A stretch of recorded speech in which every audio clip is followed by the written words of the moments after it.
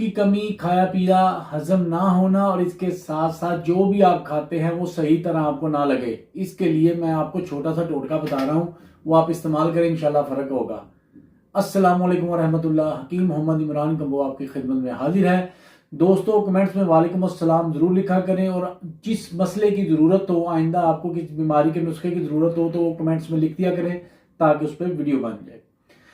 नुस्खा क्या है, इंतहाई आसान है। आपने अदरक लेना है 1 इंच का टुकड़ा, यानी एक पोटे जितना ताज़ा अदरक, वो टुकड़ा लेना है। उसको अच्छी तरह वॉश करने के बाद उसके ऊपर आपने हल्का सा लीमू छिड़कना है और काला नमक थोड़ा सा हस्बे जायका ऊपर डाल के खाना खाने से आधा पौना घंटा कबल आपने खा लेना है और अच्छी तरह चबा के खाना है और निगलना है।